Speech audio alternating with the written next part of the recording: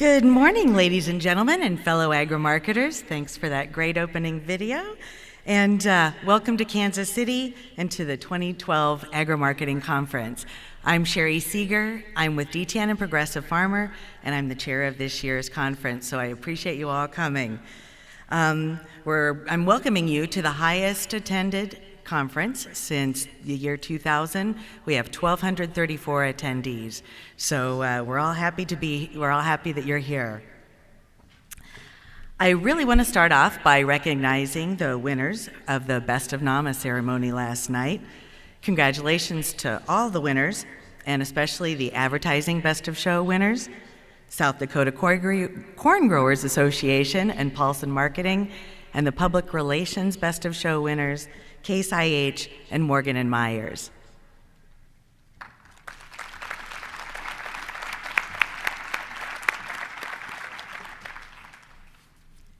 It's also really fun to announce the final 6 schools in the student marketing competition, and the order that I read them in will be the order that they're presenting this afternoon. So if you want to catch them, you kind of have an idea of when they'll be going.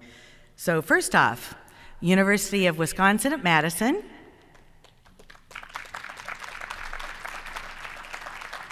Arizona State, University of Minnesota, University of Illinois, Iowa State, and Kansas State.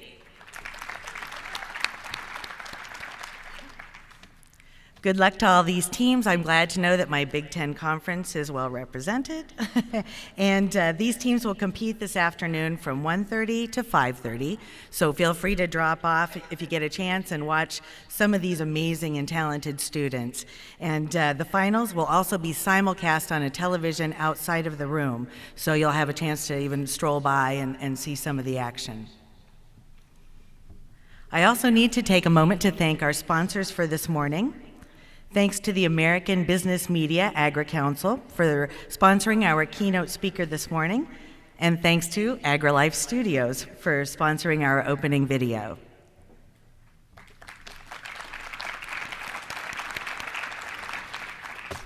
And we also need to thank High Plains Journal for the sustenance and the great omelet breakfast this morning, so thanks to them as well. Also, having an association like NAMA and putting on a conference here, we really need to have a lot of tremendous sponsors. And so at this point, I'd like to recognize NAMA's Sustaining Partners. And the Sustaining Partner Program recognizes companies that pledge significant support to NAMA over the course of the year.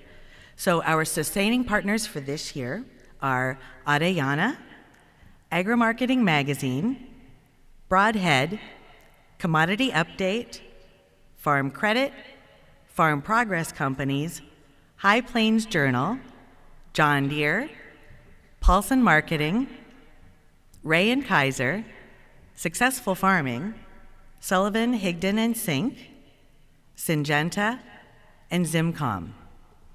So thank you to all these companies.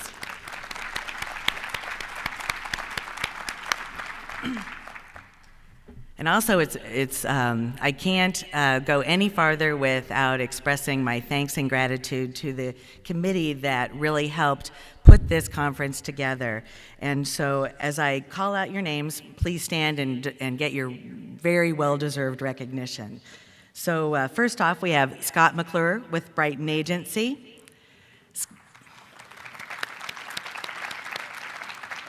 Scott's the vice chair of the committee this year, and he will be moving into the chair position, so you know we're going to back this tremendous conference up with another one in 2013. Also, Sherry Kanoy with Penton Media. Sharon Larson with Martin Williams. Margaret Oldham with Beck Ag. Gary Sakin with Monsanto. Sarah Stever with Paulson Marketing. Mace Thornton with American Farm Bureau Federation. Rich Tiller with Ag Speakers Network. Marvin Kokesh with NCBA, an award winner last night. And Matt Caniglio with Farm Progress Companies. Believe me when I tell you, they all did tremendous work, and it was a wonderful committee, and I was very lucky to have all of them helping. We also need to thank the Trade Show, Best of NAMA, Careers Committees, and Professional Recognition Committees for helping put together this outstanding event.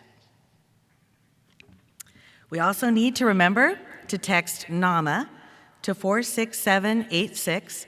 That's NAMA to 46786 to receive valuable mobile conference updates and schedule reminders to keep you on track. And in addition, you can also download the NAMA app on your iPhone, iPad, Android, and I think now BlackBerry to see the conference program. So now, enough of me, let's get started, and we're going to start with our Agribusiness Leader of the Year Award. And at this point, I'd like to thank Rich Jefferson with the Association of Equipment Manufacturers, who's the chair of the Professional Recognition Committee. So Rick will be here to present the award to our winner. Thanks.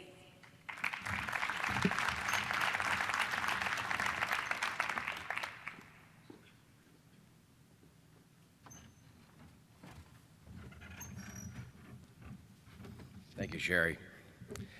The Agribusiness Leader of the Year is NAMA's highest award, which recognizes an outstanding leader in agribusiness, education, government service, or other agribusiness-related areas. Solicited from senior-level position holders in private, public, or academic service, nominees exemplify excellence in agribusiness by their significant contributions to the industry. Our award winner this year is John Beckerer with United Soybean Board. For nearly 20 years, John Beckerer has guided the board of more than 60 volunteer U.S. soybean farmer directors through times of growth and change as it has evolved from its inception in 1991 through 2011. When the board marked its 20th anniversary, soybeans have seen a 140% increase in global demand for the past 2 decades and have outperformed global demand for any other major U.S. row crop. For example, soybean prices set an all-time record in 2008 and have remained strong ever since, despite the downturn in some of the other U.S. agricultural sectors and the general global economy. But Beckerer isn't allowing USB and the rest of the U.S. soy industry to sit back and coast. In 2011 alone, he helped USB farmer leaders create a new long-range strategic plan, develop a new effort that could redefine how the marketplace determines the value of U.S. soy and reward U.S. soybean farmers for quality, and direct the first formal independent third-party assessment of USB's governance and structure in nearly 20 years. Beckerer also helped identify the need for QualiSoy, a unique U.S. soybean industry organization consisting of farmer leaders of the soybean checkoff and associations, as well as representatives from food and feed industry organizations, researchers, and others. In addition to helping create the U.S. Farmers and Ranchers Alliance, Beckerer took a leading role in creating the Commodity Checkoff Roundtable. It serves as an opportunity for non-farmer producer leaders of U.S. commodity checkoffs to share successes and improve the effectiveness of the farmer-funded research and promotion programs. Please join me in congratulating John Beckerer for his achievements.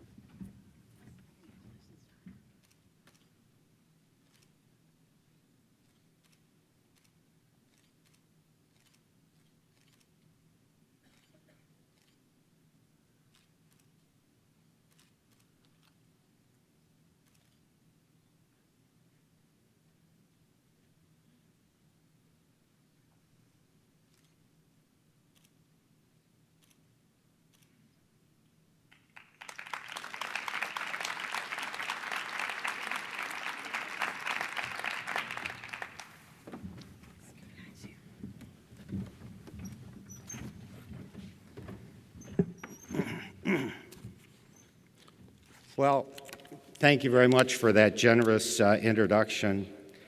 I was standing in front of the room before the ceremonies began, and I thought about the people in the audience, and I looked around, and I saw many people that I know, and I was reminded of a quote that I think is attributed to Gandhi. And Gandhi once said that there are those that do and those that take credit. And he said he always wanted to be in the former group because it was a lot less crowded. Well, I look around the room, and I know many of you, and I think Gandhi would be proud of this group because I think he would recognize that it was a lot more crowded than he thought. So this is really a humbling moment for me, and to be honored with an award like this, and I'm really very, very appreciative. And as I thought about this, and I thought about what I might say today, if any of you, and many of you have been in my office, have noticed I have a painting on the wall. And no, it's not an original. I work in agriculture. But it's a print by Andrew Wyeth, and it's called Ewell Sawmill. It is a picture of a gentleman resting on a sleigh behind a team of horses. And he's hauling logs on that sleigh. So that reminds me of a couple things, actually. It reminds me of my youth, working in the woods on a dairy farm in Colby, Wisconsin. It also reminds me that the good old days were not all that good. I had 8 brothers and sisters. My grandparents lived with us, and so there were about 12 or 13 of us in a 3-bedroom house. And again, I mean, you look at the good old days, and for me, they had memories of walking a half a mile through the snow to pump water by hand for our young stock. Also, in thinking back on the horses, and something that reminds me every day of my youth, and that was that it's not really a lot of fun being stepped on by a 1,200-pound horse and having your feet stepped on and your toes pinched when they're actually numb from the cold from being out in that weather all day. So, you know, the good old days aren't all that great, at least in my opinion. Maybe other people have different memories of the good old days, but it also reminds me that in this country, anyone can achieve anything they want. And agriculture has really achieved a tremendous amount, and at the same time, there's really so much ahead. And frankly, that's why I'm usually looking ahead and not looking back. And so I think it's easy to say that for many of us, we're really passionate about agriculture, and I know I certainly am. The farmers of this country, and I mean the men and the women involved as well, have achieved so much since those, quote, good old days, and probably well before that. They've built one of the strongest industries in America, an industry that feeds the world with some of the greatest innovation known to mankind. I've been fortunate to work alongside many of the people in agriculture, those men and women over the years, people who are not afraid of change, people who see the future in terms of opportunities, not just challenges.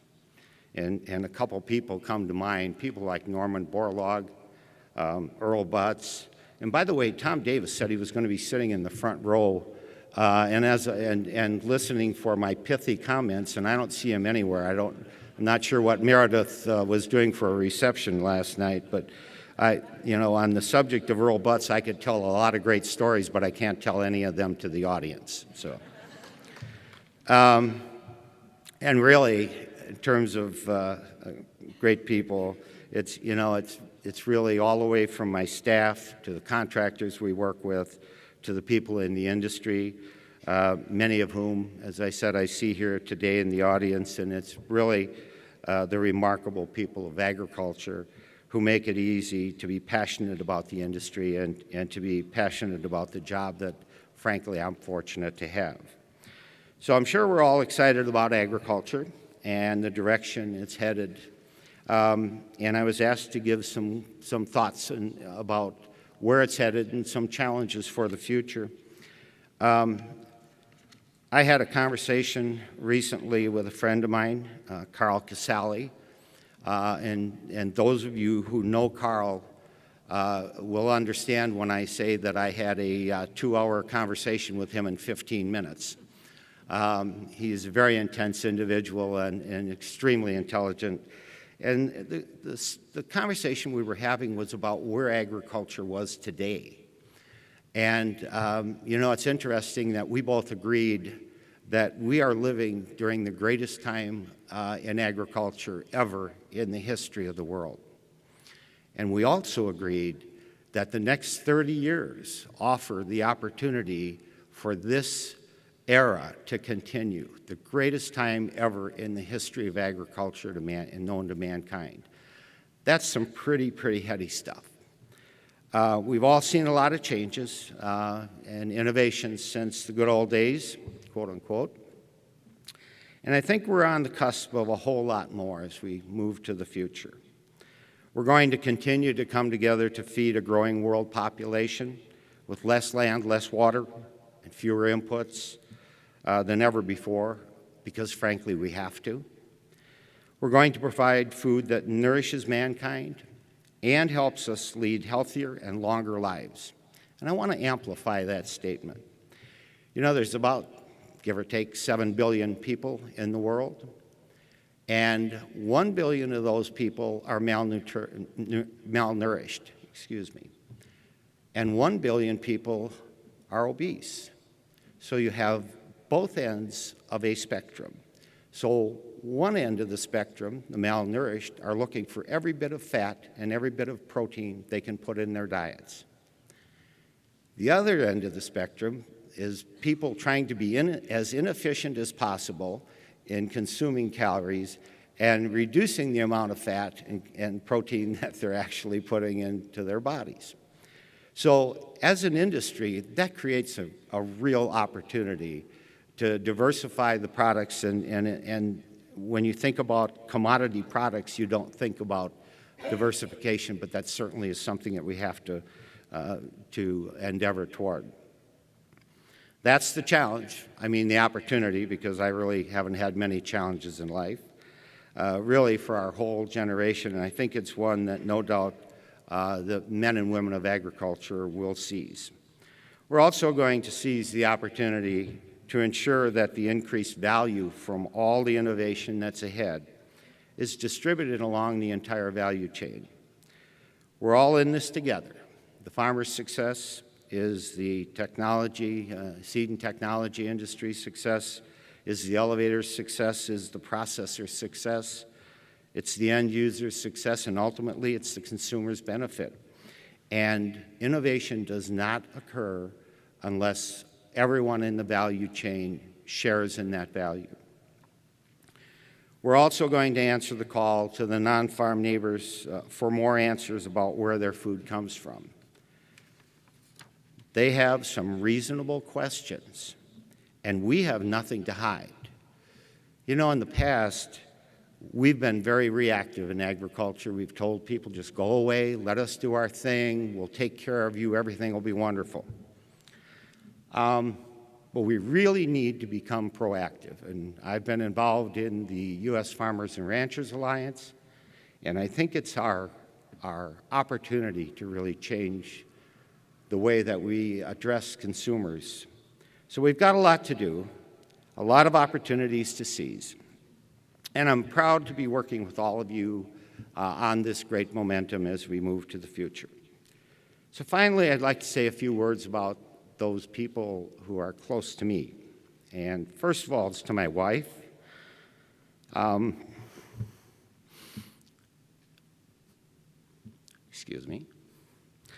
Who I've been married to for 40 years. And she's been a great help to me.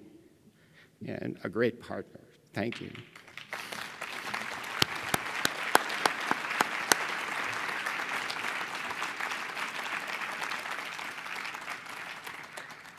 I had hoped that wouldn't happen. And to my son and daughter, my son is here today, and both of them have chosen to follow me into agriculture. And, I wonder if for all the time I spent away from home while they were growing up, still they chose to go into agriculture, or because of that chose to go into agriculture, I'm not sure. But you have a great future in front of you. And finally, to my staff, all those great people that I work with every day. We have a limited staff, and on the way over here, I was told that nobody was talking. They all drove over together, and I was told that no one was talking, and that everyone had their head down working, and I said, my God, who was driving? But that's the kind of people they are, and I really appreciate each and every one of you. Thank you. In our organization, we have a very limited staff, and so our contractors really are that extended staff. And with the great organization, the tremendous support that they provide, it's truly, truly great to be able to have that support. And I'd like to also thank the soybean farmers for this honor and the honor of working with them for the last 18 or 19 years. Their commitment to their fellow farmers is tremendous. They invest the money that's entrusted to them as if it was theirs and their neighbors were looking over their shoulders while they were making the investments. So they're good people, and they're a great role model to follow. So with that, I'd like to say thank you. Thank you to the farmers. Thank you to the people who make USB the great organization it is, to my family who enabled me to serve the organization, and to NAMA for making this country boy from Wisconsin feel so honored and humble. Thank you.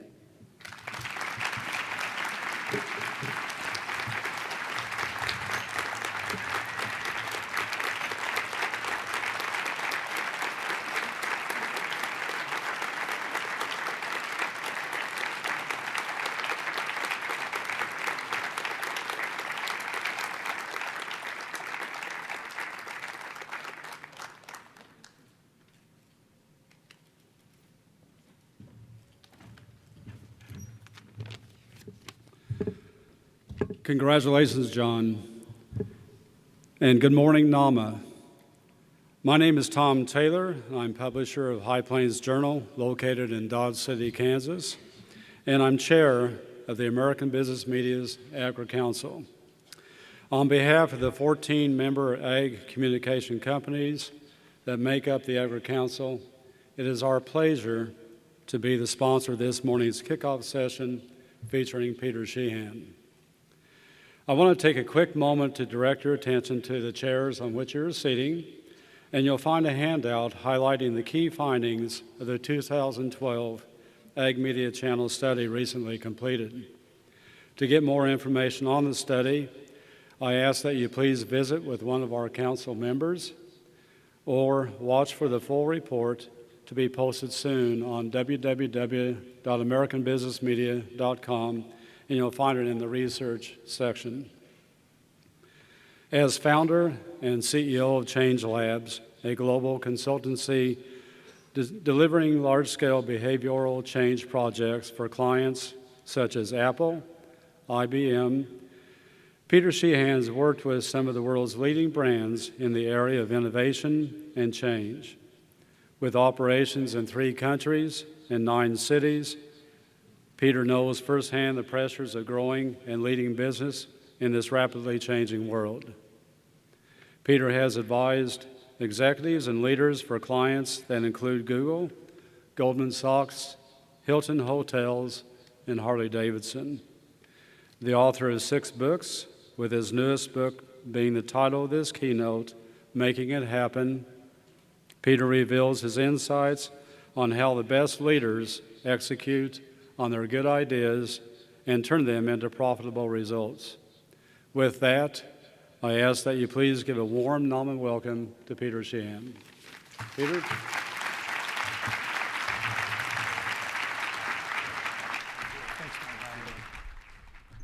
Morning,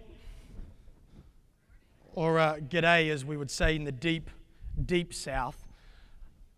So the theme of this year's conference is effectively Acres of Innovation, and yet I want to start my conversation not specifically talking about innovation, but talking about the key step between the creation or the ideation of new ideas and the execution of those things. Because creativity without execution is just novelty. Creativity plus execution is effectively innovation. And I'd like to start, and by the way, agriculture is without question one of the most innovative industries on the planet. And there is no shortage of new ideas getting around marketing. Would that be fair to say? I mean, at every conference in the marketing profession I was at last year, everyone wanted to talk about Facebook. This year, apparently, everyone wants to talk about Pinterest. If you're not sure what that is, you might want to check that out. But it always seems like there is a new idea or a new flavor of the month. Not that I think Facebook is that at all, by the way. But there's always a constant stream of new things coming through. And I think one of the challenges we have as a profession is having the ability to make very strategic and calculated bets on where we're going to put our time, energy, and resources. Because otherwise, we run the risk, I think, in marketing of doing lots and lots of novel stuff that just doesn't work. I went through some of the brands last night. Some of you have 20,000 Twitter followers, for instance. You're obviously doing well. I had no idea people were that passionate about tractors. Some of you are working towards 100. Well done. But it's interesting when you step back and ask yourself the question, how hard you worked for 20 Twitter followers and what the return on that investment might have been. So it is crucial that execution is part of our discussion. Would that be fair enough? Yes or no? Now, if you were to go to any conference anywhere in the world right now, and the theme was acres of innovation or hectares of innovation if you're from where I'm from, what company, anywhere, any industry that's talking about innovation right now, what company usually makes the list? Who is everyone talking about right now? Apple. I mean, if I go to another event and hear another 17 keynotes on Apple, I'll probably stab myself with a pencil. However, Apple are one of ChangeLab's best clients and a group we have been working with deeply for many, many years. And what I'm most frustrated about is not the celebration of Apple as such an amazing company. What I'm frustrated about is that everyone's focusing on the wrong stuff when they talk about why they were so successful. If you were to summarize the popular media, even before Steve Jobs passed away, they would tell you that the reason Apple is so successful is they make products so beautiful, people, quote unquote, want to lick them. Now, that is literally what Steve once said, just so you know. But what I would like to do, if it's all right with you, I would like to kind of pull back the curtains a little bit, because I don't think everything Apple did was anywhere near as innovative as everybody else said it was. In other words, they have often been written up in business schools, marketing organizations, marketing publications as having entirely invented new categories. And everyone said the iPad was a new category. If I can get my slides up, I'd like to show you how unnew the tablet category is. That pad on the left was made in 1989. It was called the Grid Pad. Such a funky and cool name. I'm really surprised it didn't take off and become an amazing success. All the marketers would know Grid Pad's not exactly going to excite people. Maybe actually people designing precision fertilizer, perhaps. But that is the first mainstream tablet. In 1996, I owned an NEC tablet. The problem was they sucked, right? So about 20 years after the category got created, and you think about this as a marketer, one of our biggest challenges is creating a category for ourselves, right? 20 years after the category got created, Apple released the first iPad. They sold 3.8 million units in 90 days. Did you know that that is more than every other brand combined sold in the 20 years prior? Same product, same category. And you know what's really amazing about that is all the 3.8 million people were able to do or could do was play Angry Birds once they got it. And you're guilty, don't lie, right? We're all half addicted, at least in some way, to Angry Birds. And the question I've got for you is, what is it that makes them sell 3.8 million units in 3 months when 10 manufacturers can't do it in 20 years? It's not that they were that innovative and created a new category. It's they just make better stuff. And the conversation, I hope, over the next few years as it relates to Apple is that we stop talking about the innovation at a product level and start looking more specifically at what they do inside the company, because I think Apple's greatest innovation is, in fact, execution. And I think as marketers, we should learn as much from how they organize themselves internally as we do from the sorts of risks they take in the market. Does that make sense? I'm going to tell you one quick story before I move on off Apple altogether and not come back and talk too much about them again. But I want to tell you the story not of Steve Jobs, because everyone's kind of talked about that. I want to talk to you a little bit about the team that effectively sat behind Steve. 6 months after Steve took over at Apple, he went and hired a bunch of great operators. One of them was a guy called Tim Cook, who's now the CEO. When Tim Cook got to Apple, listen to this number. There were 34,000 people in the ecosystem at Apple at the time. 34,000. They didn't all work for Apple, but they were resellers, distribution partners. They were in the channel, to use marketing speak, right? Yet Apple had employed full-time on their balance sheet 2,000 people servicing the 34,000 in IT support. Now, when I say IT support, I don't mean in IT and technology. I mean in IT support. You know the guys that sit in a room, play games all day, listen to music in their headphones, eat Cheetos, drink Red Bull, wait for you to call with a problem, to which they generally respond with something intelligent like, have you tried turning it on and off yet?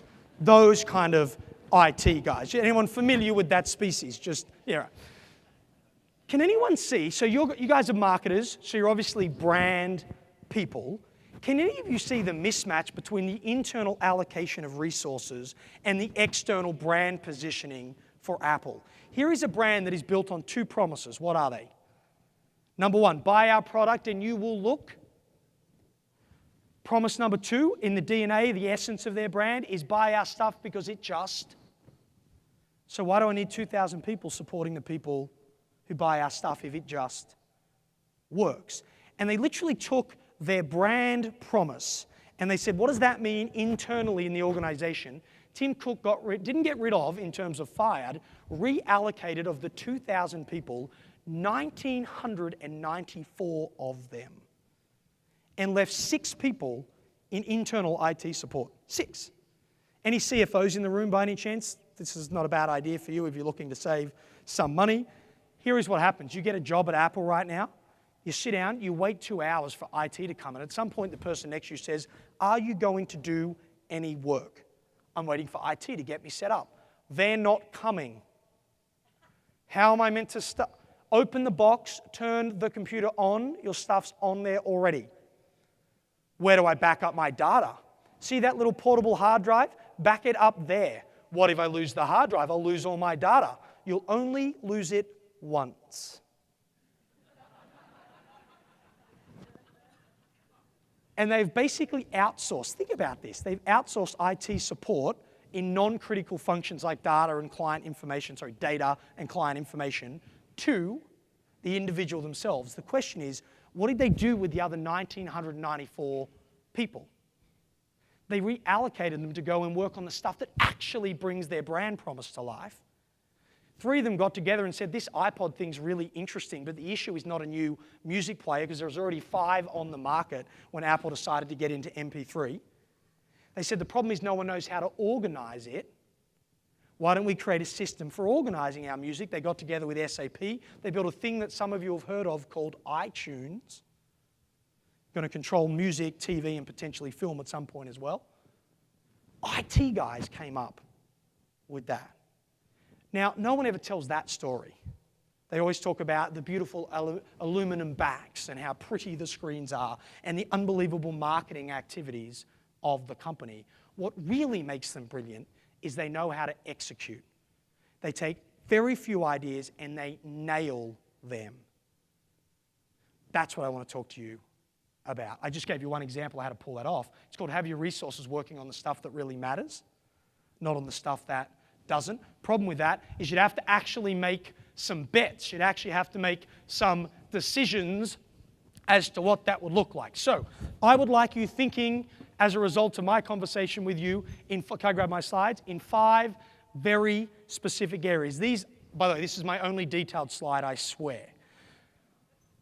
These are the 5 things that our research showed, because when we went to write Making It Happen, it was never going to be a book on execution. It was going to be another book on innovation, except when we got there, we worked out everyone had good ideas, no one knew what to do with them. It was like John's point about Gandhi. There's people who do, and there's people who take credit for the people who do. There's people who come up with cool ideas, and there's people that actually execute them. And it's a much smaller group, the people who pull it off. So here are the 5 things I want you thinking about. Number 1, people miss the opportunity in the market because they execute on the wrong stuff. And I'll come back to that. 2, they are so worried about getting it wrong that they do a little bit of everything. A little bit of Twitter, a little bit of Pinterest, a little bit of Facebook, a little bit of print, a little bit of radio, a little bit of TV, a little bit of direct-to-channel, a little bit of relationship building, a little bit of sponsorship, a little bit of education. And as a result of doing a little bit of everything, they basically do everything really, really badly. And they don't make any bets. I think social media is probably the best example. I don't think all of you should be on social media, just for the record. But if you're going to be on it, you better be on it for real. And I think focus is one of the biggest challenges that gets in the way. I think what stops focus is our fear that we'll get it wrong. I'll get back to that as an example later on. Number 4 is we chase the shiny penny. 15 million users on Pinterest right now. 15 million in the US, out of nowhere. So do we need a Pinterest account? Should that be where we be? Is that where our next money should go? And we chase the shiny penny because we're reacting to what the market is doing. And then we let go of the things that we'd already committed strategically to getting right. And then number 5 is marketers' biggest challenge, in my view, moving forward, is that we try and control everything because that's what we were taught in school to do. Control the brand message, direct the brand message. You own the brand. I think we could all agree that that's changing. So I want to unpack some ideas in these 5 areas. Let me start with this notion of assumptions. As we move into a future that is much more disintermediated in terms of the media we use. And by the way, I agree and am in support of the print, the information that was on the chairs, by the way, because what we're finding is it's not either or, it's now an and media landscape, right? But you can't think into the future in the way you've built your brands and gained share in the past. Let me explain. Let me actually tell you, this is a really interesting, let me tell you a couple of stories. Did you know in the late 1980s, AT&T hired McKinsey & Co. to do a strat consulting project for them. And basically it was a market feasibility study. It wasn't actually funded by marketing, it was funded by the CEO. But they were asking themselves the question in the late 1980s, was there a market opportunity in cell phones? $10 million, the report came back. Here was the question. If AT&T were to sell 100% of phones in 100% of the markets between 1989 and the year 2000, so they were just to own the market, it's all theirs, how many phones would they sell? The report came back at 900,000 units. This room will use probably about 900,000 phones by the time we're done. When we got to the year 2000, the number wasn't 900,000 units, it was 109 million units. I was at a conference 3 years ago, a media conference, and the opening keynote speaker was the CEO of the largest satellite television company in the world, in fact still in the world, but then at the time he's now the COO of the largest media company in the world. And I was the second keynote speaker, and he basically got up, this is less than 3 years ago, and he said, I cannot see a time when broadband speed will threaten he said, I cannot see a time in the next 5 to 7 years when broadband speed would threaten the distribution of video content. And I was next. So I basically got up and I was like, dude, seriously? I actually didn't say that. But I did go back to my room that night after the sessions, and here's what I found out. On the day he gave that speech, there were 1 billion downloads on YouTube that day. And you think about that, you think about AT&T and not seeing the cell phone, that cost them $15.1 billion later on to acquire McCaw Cellular because one executive decided that they would continue to execute on the wrong idea while missing the new idea. The example I'm using here, I can't tell you the name of the brand, I don't have permission to do that, except that the challenge is how much money did that satellite company spend catching up on the anywhere, any device trend, which they're now actually at the front of. How many billions of dollars did they waste as a company? Because they were unable to make the right assumptions about where the real market opportunity was. What you occasionally, more than you would think, see when you look at an industry and go who won and who didn't, it wasn't that the organizations didn't have execution machines, it's that the leaders who decided what to execute on made very poor assumptions about where the opportunity was. Does that make sense? The challenge I have for you is this. They never made the wrong assumptions about stuff that didn't exist. Were there cell phones in the late 1980s, yes or no? Yeah, like they were as big as the podium and you had to wheel them around, but there were cell phones. There were 1 billion downloads on YouTube the day that executive gave that presentation. Here is the challenge I think we face. I'm going to give you what I think it is in marketing specifically in a second. But the challenge we face as professionals is that the lens with which we think about our planning for the future is anchored where? And the danger of that is not just that it's anchored in the past, but that as the market changes, we don't even see where the opportunity is. I was at a conference in Toronto a little while ago, and I met a guy there called Gary Kasparov. Do any of you know who Gary Kasparov is? Chess. Dude could play chess. He won 6. In fact, he was so good at chess, it all went to his head. He decided he could beat Vladimir Putin in the Russian election. He's still alive, which is success in and of itself. He didn't win, however, but he won, I don't know if you know this, he won 16 world championships.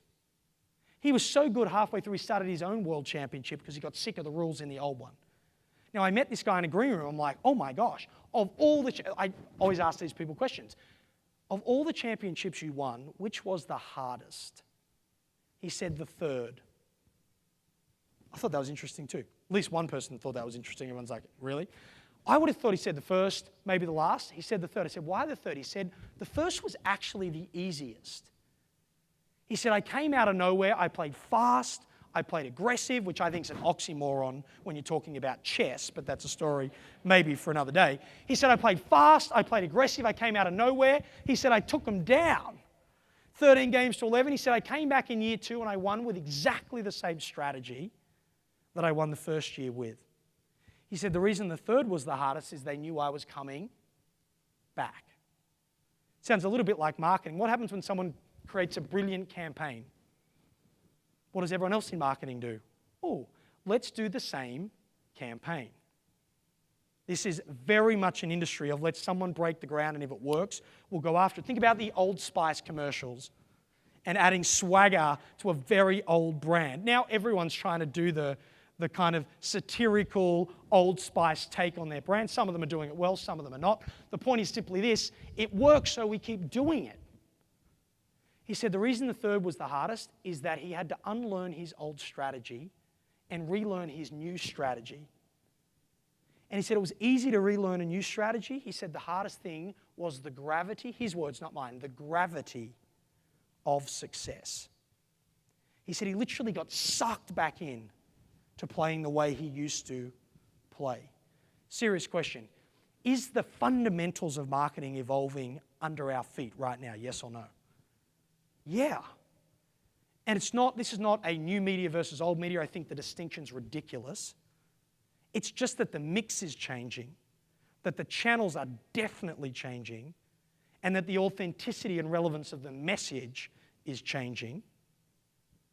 And I think the hardest thing you're going to find as a profession is letting go of the gravity of your success. And I think it's particularly anchored in marketing in one space. I have a question for you. If you were to conduct, so now I'm talking assumptions, but I'm talking marketing assumptions right now. If you were to do a study on human nature, like you actually wanted to study buyer behavior, whether those buyers be farmers and producers, whether those buyers be, independent distributors that sell to, whether that be the consumer. If you were to study human behavior and you could track what people did in an environment of no control, of no rules, of no regulation, wouldn't that be nice right now? And you got to track every decision they made, and after what decision they made next, you would have invented a thing called the World Wide Web. Because you can see it all, regulation hasn't kept up, and you can track the whole thing. And if you want an insight as a marketer, in my opinion, this is not a technology conversation. If you want an insight as a marketer, in my opinion, into the behavior of humans, look at what has been effective online and what hasn't. Doesn't mean you should put all your ad dollars there. Just think about it from a metaphorical perspective of human behavior. So, answer this question for me. What are the most visited websites in the world? In other words, who has been successful at engaging human nature, so to speak? Who's doing it well? Can I have my slide, guys? Google is like 8 of the top 10. Google dot something. Who else has been successful? Facebook is actually just taken over Google as number 1. Do you know I saw I know I'll come back to that later. What else? YouTube, owned by Google, because they don't have any power. Who else has worked? Now, it doesn't mean they've made money, but they've engaged the human spirit. Wikipedia, absolutely, the source of all good information in the world. Hang on a second. I'm going to come back to my question. Nature Journal did a study comparing Encyclopedia Britannica and Wikipedia, and they were tracking errors per 1,000 entries of both. Guess which had less? Wikipedia. Now, there's a caveat to that, and it's because of the temporal nature of Wikipedia. When you ask a question in 2011 about what happened in 2010, there's no way Encyclopedia Britannica could possibly have caught up. Do you know it takes 8 to 10 years for a change to make it into that publication when you see it in Science? It takes about 8 to 10 minutes for the same thing to happen on Wikipedia. When the London bombings took place, Wikipedia already had an entry on what buses and what routes before it was on mainstream cable television. It's mind-blowing. We'll come back to that in a second, though. What else works? The actually biggest sites in the world are mostly Chinese, Alibaba, stuff like that. But let's put eBay down. Twitter does well. There are sites that people work. So, park that for a second. If you were to draw, let's say we were trying to abstractly map the traditional brand relationship that we have with our customers, whether your customer be the consumer and the eater, effectively, or the farmer, or anywhere in between, right? Traditional relationship was I am the brand, this is the market, you are the buyer or customer or client, whatever language you want to use. And if you were to draw on this, it's a market map. If you were to draw on this market map, the communication and the relationship that existed historically between brand and buyer, what would the arrow look like? Would that be a fair statement, yes or no? We control the message, we control the medium, we control the frequency, we control everything. Park that. When human beings are left to do what human beings do they gravitate towards monodirectional relationships, yes or no? Who creates all that content on Wikipedia? Just like people. Facebook is nothing but a template. And the average high-level user of Facebook is on 34 hours a week. People are like, that's a full-time job. I know. They're doing it at their full-time jobs.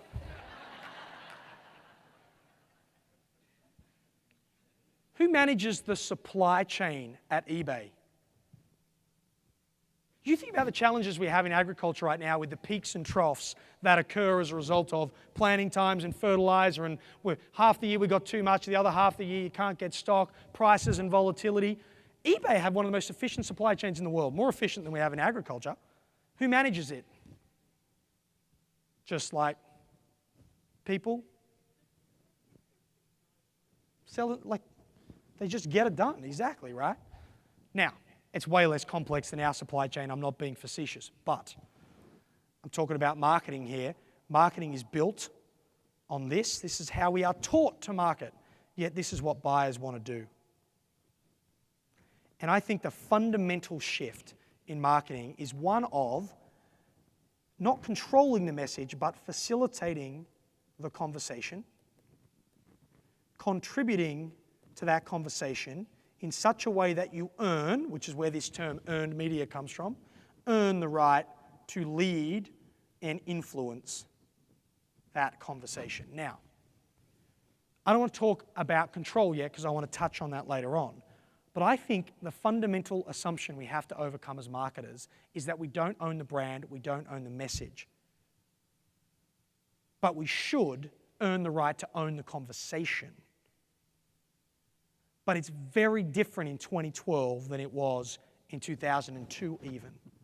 And even if you're not in a new media environment with your messaging, I think the demands are still being made through traditional advertising as it fits into the broader mix of messaging as well. And I'll give you an example of that in just a little while. The point I'm trying to make is this.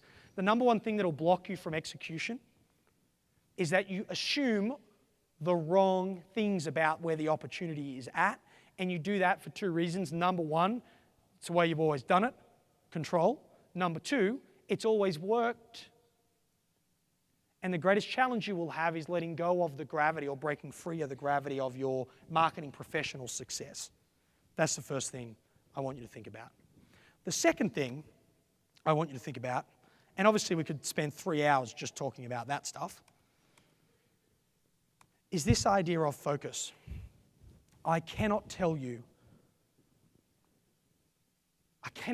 how many, and you can guys go back to the iMag if you like, I cannot tell you how many strategy days I go to, like whether they're executive strategy, marketing strategy, and watch an executive team leave with 72 priorities owned by the same 4 people, only to get back together in 90 days and go, nothing seemed to work. It is cliche, but it's true. You would be way, way more effective if you just did less stuff. If you are going to give your heart and soul to a social platform, give your heart and soul to a social platform. You can't be in it and then not be social when you're there. If you are going to stick with your traditional platforms, stick with them with meaning. And don't take your creative energy and effort and start throwing it against the wall at little initiatives here and there in the hope that something might stick.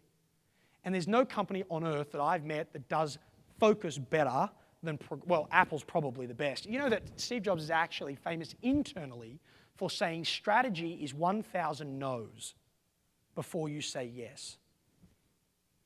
They could fit every product they make on one round table. Every product. That's how narrow they are. But Progressive is my second favorite example. Who remembers Progressive like 15, 20 years ago? Who did Progressive, because I was about 4 at the time, who did Progressive insure originally? Who was their original target market? Come on, you know this. Most of you were American, right? Boys. 18 to 22-year-old boys that drive big pickup trucks around the mall on a Saturday afternoon under some delusion women would find that attractive. Some of you are having a flashback, including the women, by the way, so maybe it worked. But the problem was the traditional model for insuring people was, what is your driving history, and let's calculate your risk based on your driving history. Did you know that your average premium for an 18 to 22-year-old boy when Progressive got into that market was more expensive in an annual period than the actual vehicle would cost to buy again? That's not a very sustainable business model. Would that be fair? They worked out that your credit rating was a better indicator of risk than your driving history. They worked out how to profitably insure boys, became successful. They then said, if we can insure boys, maybe we can insure soccer mums as well. And they just slightly moved away from their core and explored an adjacency, a very natural thing for a strategy to do or a marketing strategy to go after. They were successful. People would log onto the web. My name, I'm 32, I'm female, I like soccer. Progressive would send back a quote. It was more competitive than everyone else because their algorithm was better. Everyone eventually copied their algorithm though, and Progressive lost their price advantage. Would that be fair? What they did next, mind-blowing. They could have gone, oh my gosh, maybe we need to stretch into every other country in the world. Maybe we need to change our media mix. No. They said, let's get back to the core and answer the question, who are we really and what value are we taking to market? And they had a brainstorming session in Ohio at which a finance guy came up with the groundbreaking idea. Finance came up with the big idea. You wish that would happen in your companies. He came into the meeting and he said, I think I've got the killer app. He said, I think the next big thing in insurance is to actually start trusting our customers. And I'm like, what do you mean? They're like, when they make claims, let's stop investigating, let's just pay everyone. How do you think that went down? Guy was asked to leave the meeting. It was so offensive an idea. Came back the next day with a spreadsheet. On the spreadsheet, he was able to show that Progressive had spent more money in the last 5 years on lawyers, just on lawyers, than the total capital value of the vehicles that they proved to be fraudulently claimed was worth. In other words, they'd have saved money if they fired all the lawyers and just wrote checks for all the crooks who had falsely claimed for their vehicle. Now, that's a pretty interesting concept, right? Now, don't think for a second that Progressive or any insurance company completely dumped investigation and fraud. But imagine if 97% of claims are legitimate. And I would say 90% of claims that are made are obviously legitimate. Does that make sense? It's obvious, both sides agree, the police report's in, it's really clear. But historically, no matter how clear it all was, an insurance company would still put you through what? Claims management. Send out their own assessors, have all the people do the quotes, send you from one department to the next department, from that department to that department. Did you know that 40%, so 2 in every $5 of overhead in insurance is tied up in claims management? So Progressive, now you might go, this doesn't sound like marketing. This is exactly what marketing has to look like. They said, what if we just wrote them a check then and there and we're done with all the claims management when it was that obvious? We'll investigate the 10% that we're not sure about, but for everyone else, let's just write them a check. And they literally put in the hands of their accident site assessors checks. And they could write the check then and there. They've gone one step further now. Now they put an accelerometer in the fuse box of their customers. It does 2 things, by the way. Number 1, tells them exactly how fast you drive. Tells them how quickly you accelerate, how rapidly and late you brake, both of which are better indicators of your future likelihood of an accident than your driving history. So it allows them to be more precise in quoting your premium. The second thing it does, it tells them if you're in an accident. God forbid you have an accident. It's not that bad, but you're bleeding. You're waiting for the paramedics from the local hospital. You're waiting for the police to arrive. You're going to be waiting a while because most of the lower 48 are broke right now. And while you're waiting for the police to arrive, the Progressive claims assessor rocks up instead. Sorry, can't stitch your head, she says, but here's a check to replace your vehicle. Now, yes, Flo is a really interesting girl, and that's a very interesting marketing-based characterization of a brand. Where do you think Progressive get all their kudos right now? Why do you think customers have... They've gone from number 13 to number 2 in property casualty. Not on the back of Flo, but on the back of what? Customers going, it rocks to do business with Progressive. Everything in their messaging, everything in their strategy was lined up with one core idea. Let's put the customer back at the center. They didn't just drive their marketing messaging that way, they did it in HR as well. Did you know HR had to partner with a university in Ohio to teach their staff what was called claims adjustment psychology, also known as how to be nice to your customer. But the point I'm trying to make is this. They got really, really narrow in who they were, what they stood for, and they built everything around that. Does that make sense? They didn't flirt with 52 adjacencies. They didn't flirt with 52 different marketing platforms. They didn't flirt with 52 different value propositions. They said, this is going to be our value proposition. Let's organize the entire company around it. It would blow your mind to know how many marketing groups still can't answer that core question. They're trying to market without clarity who they really are and what value they actually bring. That's a much more powerful question, because then it helps you make decisions about where you spend your money, where you spend your time, where you put your energy. Does that make sense? That's the second thing that blocks people in execution. The third, and I really want to talk a little bit about this for you, is fear. Because the danger of all of this is that we jump headstrong into new initiatives, new ideas, new opportunities, and as we jump headstrong into it, we bet the company on that stuff. No. Would it be fair to say that at least in the North American agricultural sector right now, there is a paranoid optimism? Would that be a reasonable... Let me explain.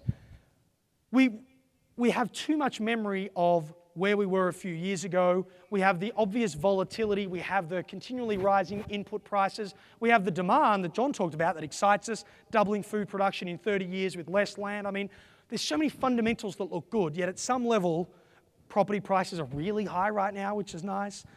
At some level, there's still this sense of, oh, it could all go away tomorrow, or fertilizer was this price a little while ago, I remember. Then it wasn't, and we were all left with all these overpriced bags, you know, like... I think there is an interesting paranoia. Wrong word. Intelligent skepticism. And I think it's obvious in our campaigns as well. I think it's obvious in the industry that people are like, oh, I want to do new stuff. Just not quite prepared to go there. So here's a suggestion. It's like a strategic suggestion I would like to make that I think will help you with your execution. Compartmentalize your risk. So what I mean by that is stay really, really focused on who you are, what you stand for, how you talk to your customers, but just shave off 5% of your spend or 10% of your spend. By the way, if you get narrow in what you're doing, you'll save about 30% anyway. And of the savings, put 20% back into your core and take 5 or 10 and just experiment on the fringe. But don't experiment with 32 things. Experiment with 1 or 2. Does that make sense? Like put your leftover eggs in just a couple of baskets over here. And the best example I want to give you, and you don't need to change, don't worry about my slides. The next example I want to give you is Prada. Now, I know agriculture and handbags, not exactly the same industry, but actually do go to my slides if you can. I want you to think about what is the biggest problem, what is the biggest challenge retailers have right now, particularly high-end retailers. Who is Prada's major competitor right now? Coach, yes. Yes, because they're like $5,000 per square foot. Unbelievable business, by the way. It was fakes 5 years ago. It's worse than fakes now. It's cheaper versions of the real thing. The biggest competitor the high-end luxury brands have right now is not each other anymore, and it's not the 10% of rip-offs you can buy in Shanghai. It's guiltgroup.com. or gilt.com. It is online retailers who can sell you the legitimate certified product for about 30 to 40% less because they don't have a retail network. It would be like taking seed direct to farmers through an online exchange, which I know some of you have done, by the way, and then trying to be the guy in between who carries the cost of real estate and rent and staff in order to distribute. So think about it. Let's say it's $2,000 a bag. I can buy it for $1,500 on Gilt. I can go into Prada's own store and I'll pay 25% more. So the product justifies this value. The problem Prada has and all the other retailers is, does the retail experience equal 25% of the total value? Does that make sense? There's a marketing problem. Anyone that's in marketing school will be studying, I would suspect, problems like this. Let me tell you what Prada did. Prada decided that they believed in bricks and mortar. They believed in the physical retail experience. They took $40 million.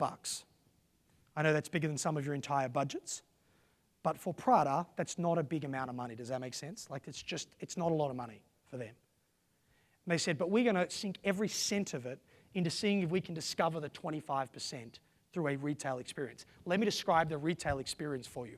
It's the Prada Epicenter store in New York City. You walk in the front door, and if you've ever bought from Prada ever before, you have an ID card, like a membership card. Now, eventually they'll put this in your phone, but for now it's in a card. And the store detects you as you walk in. Does that make sense? It knows you're there.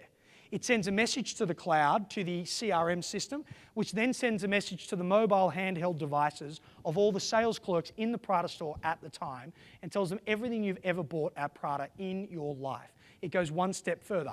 It applies a Netflix-style algorithm to the list and starts making recommendations based on what they currently have in stock that you might like. It goes one step further. There are 40 flat screens in the store.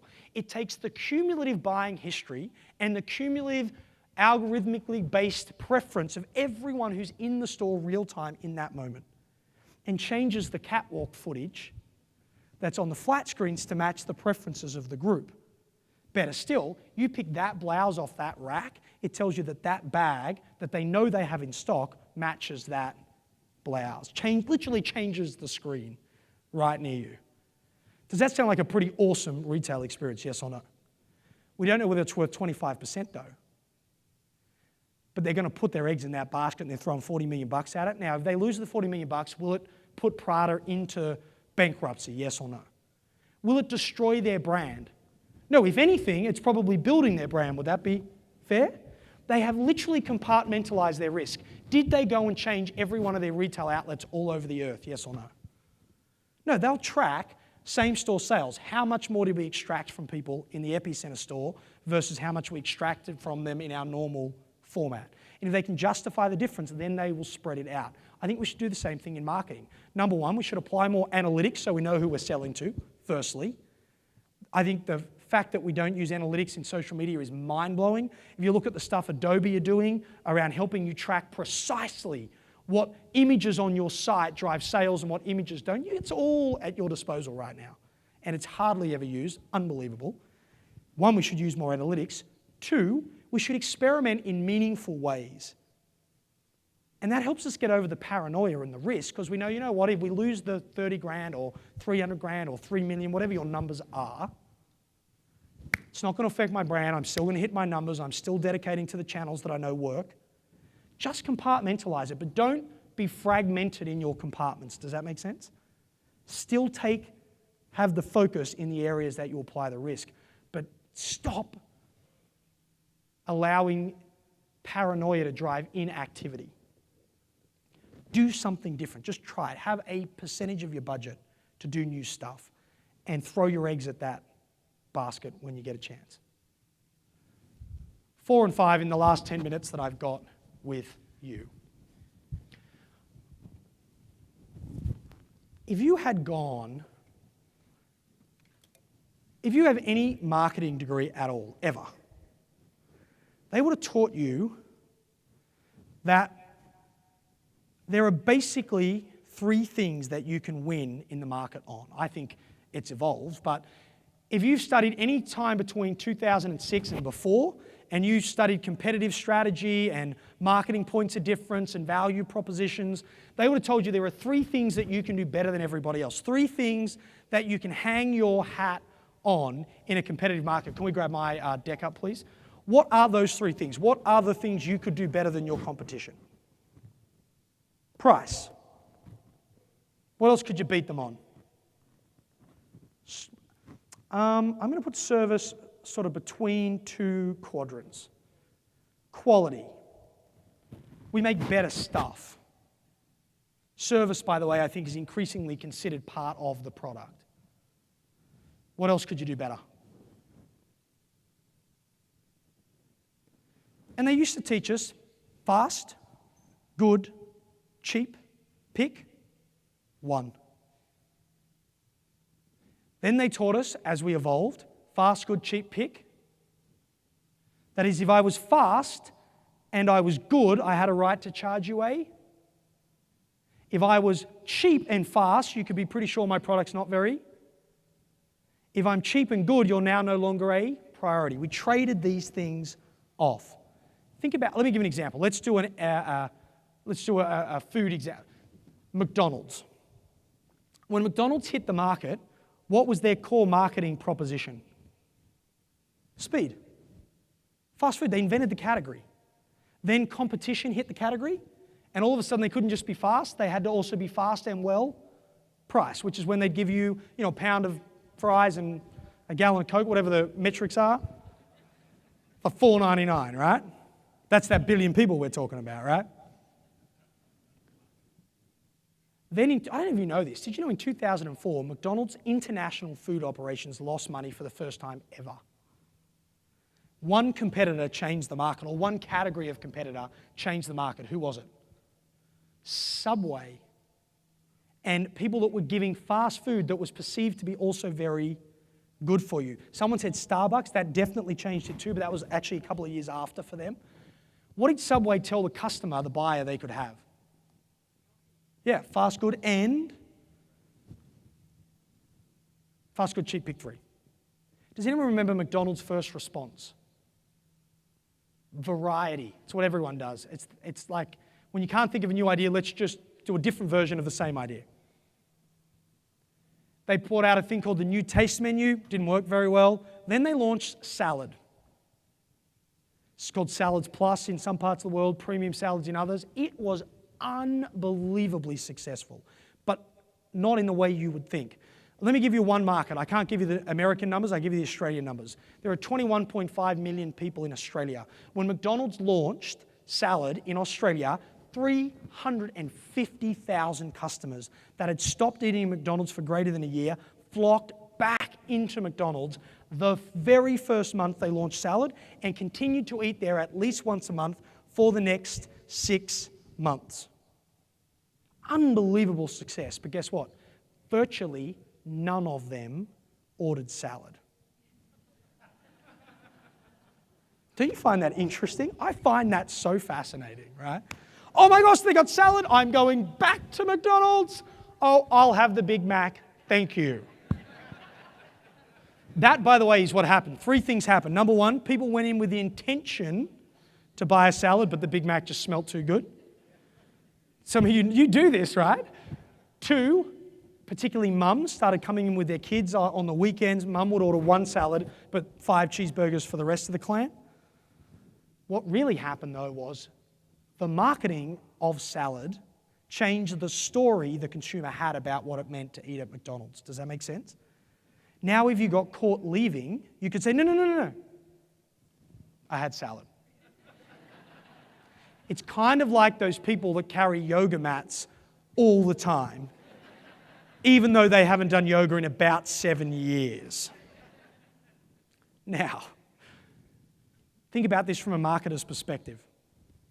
What I'm getting at is that one thing has not changed in marketing, one thing, and it's that people find affinity to product, affinity to brand because of the story or the narrative about that brand, that's 2 R's, that they are attached to. We are still in the business of telling stories. In fact, if you really want to think about Apple as a company, what Apple have done is proven that a good story can actually attract a premium. A good brand identity can actually attract a price advantage. And here is what I'm trying to get at. I think markets are oversaturated and everyone's getting pretty much what they want, right? And I think as a result of that, we're seeing the emergence of the story as a legitimate point of difference.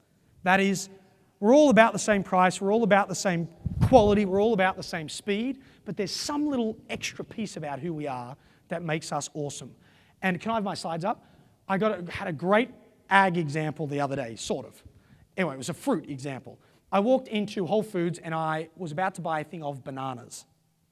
And my bananas had a QR code on them. No, I was like, oh my, no. My bananas have their own website? Oh my gosh. I went to a site that told me the name of the farmer who grew my bananas. They told me how much he got paid for the bananas, and they told me whether that was considered fair trade or not, because he was not an American grower. They told me the day the bananas hit the supply chain and how long they were there for, because you and I both know some bananas have been there quite a while. They told me the day they arrived at the retailer, so I could figure out how long they'd been on the shelf for. In other words, I can't buy a banana anymore without a story. And the question I have for you is, are we chasing the medium and forgetting what the core of our message really is? I know Marshall McClellan said the medium is the message. I fundamentally disagree. Fundamentally disagree. Greatest, most valuable brand in the world, most valuable company in the world, doesn't have any social media presence at all, just as an example. It's not anti-social media. I'm just saying they know who they are and they stick to the story first. And if the medium doesn't support the story, they dump the medium. Does that make sense? They're not chasing. Remember, number 4 was the reactive chase the shiny penny idea that gets in the way of execution. Every decision you make as a marketing function, every decision you make as a marketing professional should be built around the value proposition of your company, of your brand, of your product, and the decisions you make about mix, the decisions you make about where you spend, should be built in and around that idea. We are seeing, for instance, an explosion in education-based offerings as a marketing tool, as an example. We're working with a technology company that's servicing a $4.2 billion market. There's $4.2 billion to be spent in 3 years on technology. And instead of advertising their specs and advertising their features and advertising their benefits, we put 85,000 teachers through a free workshop program on how to use technology in the classroom in a pedagogically sound way. They got double their existing market share in sales in the first 2 years of the 3-year spend, because teachers were committed to the value they were bringing to the marketplace. Everyone else was trying to run price promotion. Everyone else was trying to look at our specs and benefits. They're like, no, we're in the business of helping educators get where they want to go. That's why we're not going to spend our money on advertising. We're going to spend it on development. Still the same thing. Does that make sense? Still the same thing, but they made a distinctive decision that the most aligned marketing activity to their brand was actually not a media-based play. Now, I know a third of you are from media companies. I'm not being anti-media at all. I'm saying start with who you are. Start with the value you're bringing and then make decisions from there. And I bet you if you look at where you're going right now, you're probably occasionally getting a little moved away from what that core actually is. And then final idea. And I wish I had like an hour for my last idea, but I don't. I have a minute. The one shift that has changed in marketing above all others is that it's a conversation and a dialogue and that you don't control it. And if you think they're not happening, every farmer at church on a Sunday is doing Facebook on their own.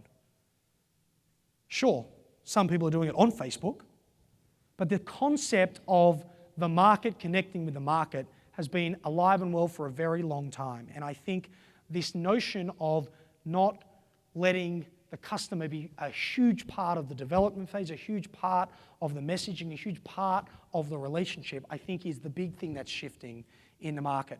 The transparency we see, a la bananas, and I could give you 52 other examples as well.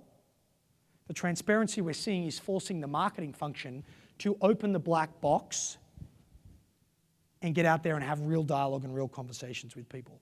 And I think there are so many mediums now for you to do that, so many that are more cost-effective than what they used to be.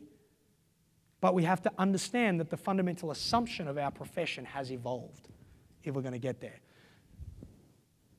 So, in summary, I'll finish on stage because that's where I should be. In summary, 1, until creativity is effectively executed on, it's novelty, not innovation. You are going to have 2.5 days of unbelievable content explosion in your head, idea generation, mind-blowing stuff. Just remember, your job when you get back to work is to pick the gold and execute against that gold. Number 1, though, while you're in that discussion, be very aware of the assumptions you're bringing to it. Don't take judgment into the room with you. Don't take judgment into the conversation, because your judgment is anchored in a historical perspective and the gravity of your former success. 2, narrow your focus. Do less better. 3, doing less better is not an excuse for not taking risk, but compartmentalize your risk and apply the same principle of less better in the areas that you're experimenting with. 4, marketing is still about what value do we bring and what does the market care about. I suggested to you that it's evolving out of traditional tangibles like fast, good, and cheap and into intangibles like what's the story, what's the narrative. That's a whole subject in and unto itself. The point being, branding is not dead despite what people say. It's actually more alive than ever. But finally, it's more alive than ever because it exists in the interaction, it exists in the conversation. If you can do those 5 things, I think you will go a long way towards more effectively executing the brilliant ideas that probably sit inside your heads and the brilliant ideas you're going to get in the next couple of days. So from me to you, I know I'm seeing some of you this afternoon in a workshop around human capital and generations, particularly young people. Love to spend another 52 hours with you. That's obviously not going to happen. But thank you for the invitation. Have an awesome couple of days. Rock on. Take care.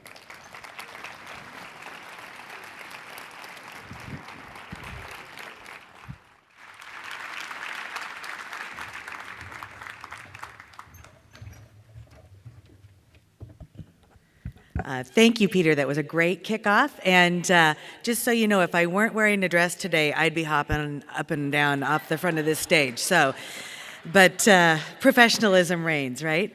But thank you again, Peter. It was a tremendous kickoff to our 2012 Agri-Marketing Conference. And thanks again to the Agribusiness Media Agri-Council for sponsoring our keynote speaker this morning, and to AgriLife Studios for the opening video. And Peter will be signing books after this session, so you just go up and meet him during the break and have him sign a book. And now we're going to adjourn to a break, and that's sponsored by MoCan Nama. And we'll begin our second general session right here in this room, and we're going to launch it with the NAMA Marketer of the Year Award presentation and our keynote speaker, Ross Schaefer, and that will start promptly at 11. So thanks a lot. We'll see you soon. Enjoy the break.